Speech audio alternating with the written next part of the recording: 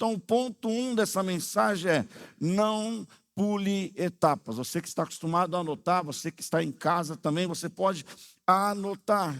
E o fato é que eu e você somos especialistas em pular etapa, sabe? Em pular etapa, em ter um processo mais rápido. Você pode ver que pessoas caem em golpe porque querem pular etapa. Pessoas perdem tudo, como eu atendo às vezes as pessoas: pastor, perdi tudo, caí no golpe, porque eu queria o quê? Pular etapa, eu queria mais rápido, eu queria levar uma vantagem, eu queria jogar na loto. Meu irmão vai ficar jogando e perdendo dinheiro porque não vai ganhar, ninguém ganha isso daí. Está pulando etapa. Ela literalmente, no caso aqui dessa palavra, não confiou nesse momento, ela não confiou na promessa de Deus. Não confiou. Porque muito tempo tinha passado. Quem concorda que tinha passado muito tempo? Nós falamos sobre isso já. Muito tempo. Deus prometendo. Deus encontra Abraão e fala: vai acontecer. E não acontece. Ele encontra Abraão, fala que vai acontecer e ainda não acontece. Ele fala: arranca Abraão debaixo da tenda, manda contar estrelas e ainda não acontece. Tem coisa que passa muito tempo na minha vida e na sua vida também, sim ou não?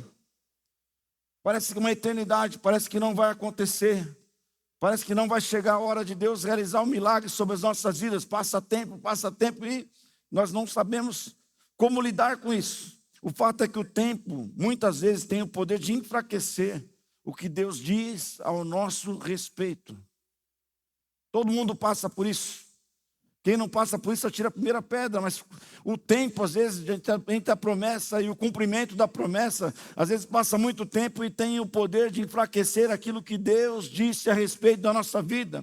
E somos influenciados por outras coisas, por outras pessoas, por outras notícias. E quando a gente vê o que Deus disse, não está valendo o que o repórter diz, o que a política disse, o que o chefe diz, o que o amigo diz, o que o parente disse, não sei. Acontece com cada um de nós, sabe por quê? Nós temos que fazer um exercício, eu e você. É um desafio manter a chama do nosso coração acesa, manter as promessas do Senhor e do Eterno vivas sobre a nossa vida. É um desafio de todos os dias meditar na palavra, como diz as Escrituras, de dia e de noite, de dia e de noite.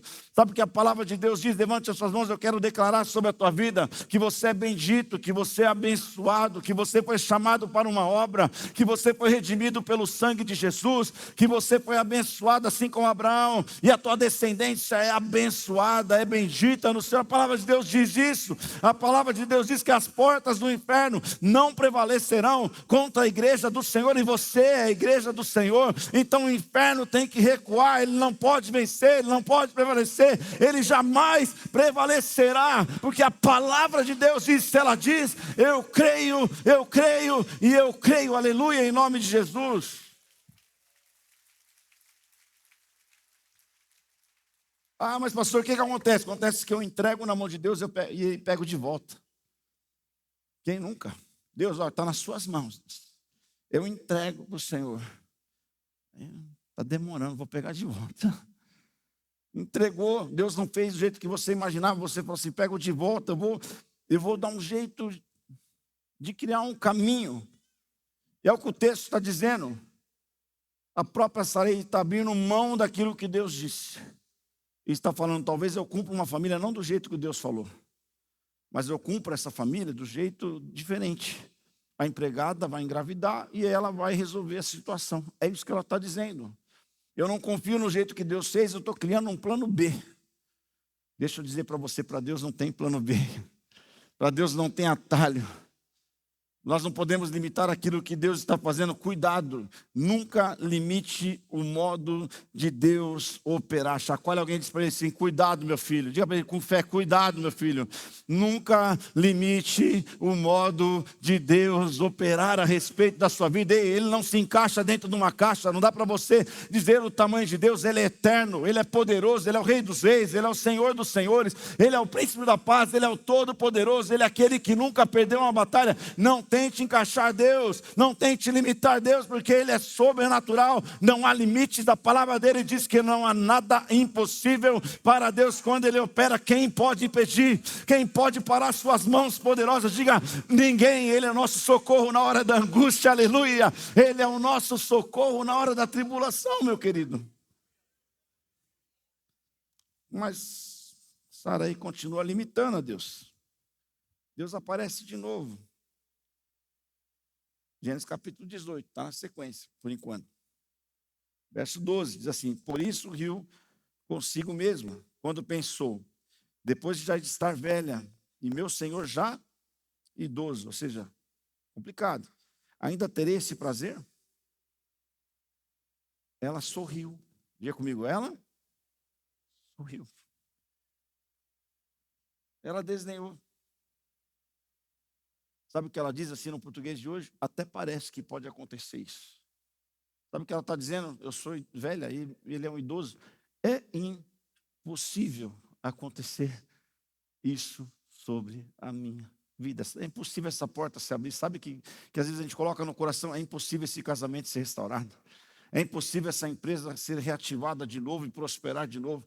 É impossível as minhas emoções serem colocadas no lugar. É impossível ter um relacionamento saudável. É impossível frequentar uma igreja de novo que eu confie, que está sendo bem administrada, que tem uma boa direção. Então eu sou decepcionado com a graça. Até isso acontece. É impossível. Pessoas são paradas nesse impossível. Mas eu venho liberar outra palavra sobre a tua vida. Erga as suas mãos.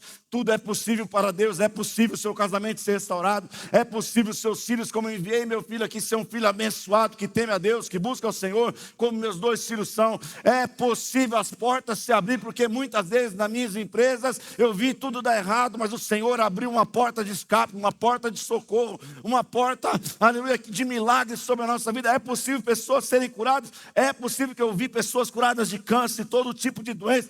É possível ser pessoas serem arrancadas de doenças emocionais, porque Ele é o Deus do impossível. Ele está aqui neste lugar, porque onde tiver 2 ou 3 reunidos no nome dEle, Ele se faz presente. Jesus está neste lugar, e aonde Ele está, milagres acontecem, se manifestam neste lugar, aleluia.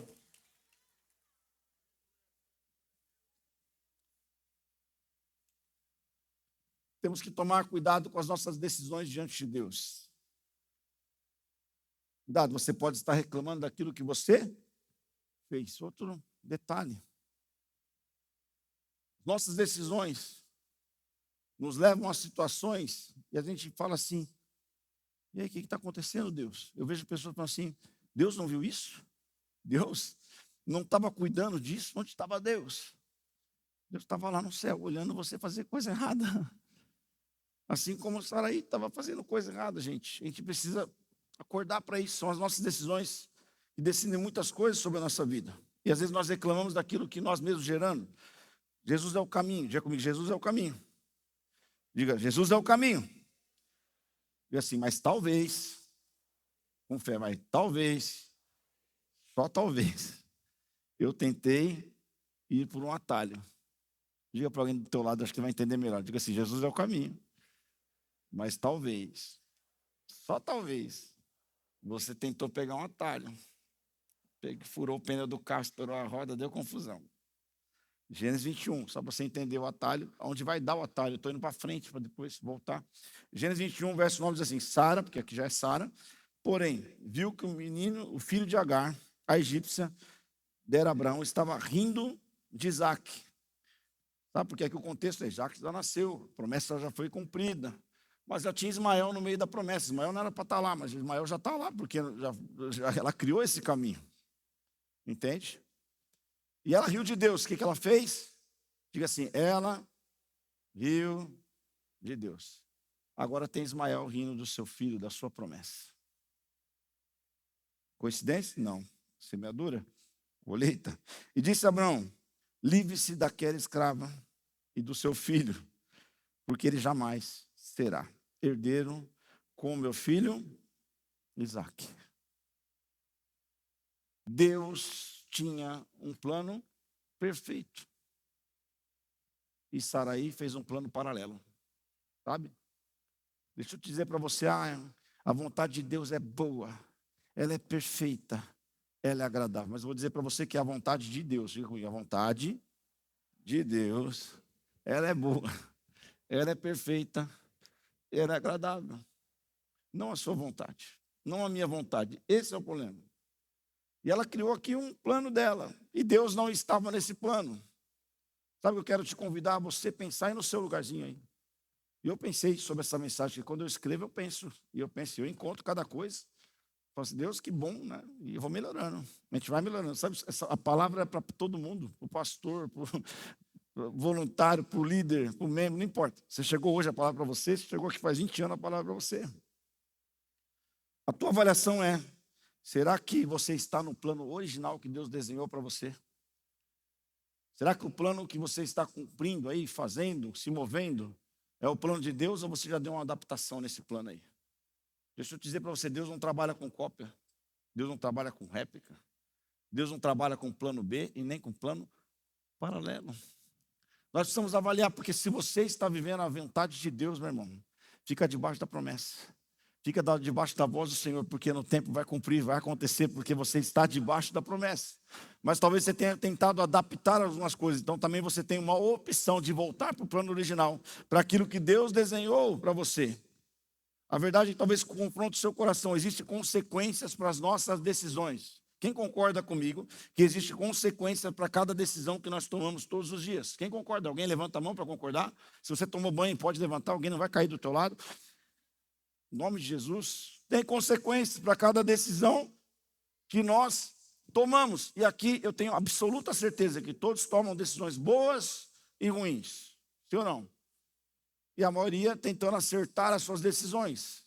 Agora, se a tua decisão está debaixo do plano de Deus, da vontade de Deus, do que Ele está desenhando sobre a tua vida, pode demorar, pode parecer que não vai acontecer, mas no tempo certo vai acontecer, vai chegar sobre a tua vida.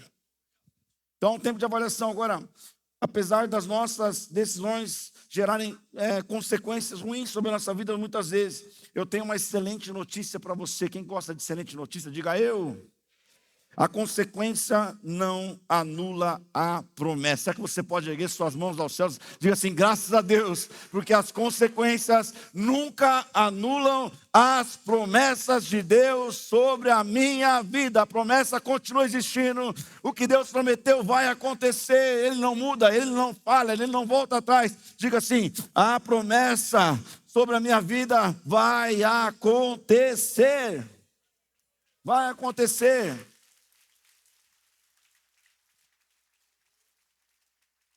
Ela saiu fora do plano, saiu. Deus trouxe ela de volta. Deus ajustou as coisas. Deus alinhou as coisas. A consequência, muitas vezes, ela vem por fruto de erro. Algumas vêm por fruto do pecado. Sim ou não? Ontem eu vi um vídeo de um meu amigo e ele estava dizendo ali, de um pastor amigo, e ele estava dizendo assim que o diabo, ele arruma a cama. Ele prepara o cenário. Mas você deita na cama se você quiser. Porque a partir do momento que você decidir deitar, decidir olhar, decidir fazer, você tem uma consequência baseada naquilo que você aceitou. Sim ou não? Agora, a vantagem é, apesar da consequência, o Senhor não anula a sua promessa, e a promessa é fruto do amor de Deus. Diga assim, a promessa é fruto do amor de Deus, e o amor sempre é maior. Cantares Salomão 8:7, nem muitas águas conseguem apagar o amor, os rios não conseguem levá-lo na correnteza. Se alguém oferecesse todas as riquezas da sua casa para adquirir o amor, seria totalmente desprezado. Eu e você fomos alcançados por esse amor, fomos atraídos por esse amor. A palavra de Deus diz que Ele nos amou primeiro. Quem sente o amor de Deus? Eu sinto o amor de Deus nessa casa. Eu sinto o amor de Deus quando eu olho para vocês. Eu sinto a misericórdia de Deus todos os dias sobre a minha vida. Nós somos alcançados por esse amor, apesar das consequências. O amor supera todas as coisas, o amor que Ele tem por você. Ele te amou tanto, João 3,16, que Ele não entregou qualquer coisa, Ele não entregou o que sobrava, Ele não entregou o que não fazia diferença. A palavra de Deus diz que Ele entregou tudo que Ele tinha. Ele entregou o seu Filho unigênito, único, para morrer por você, porque o amor supera as consequências. Nós somos arrancados do pecado e atraídos para um lugar de graça e de amor. Quem foi atraído e foi alcançado, diga eu, celebre ao Senhor, aleluia.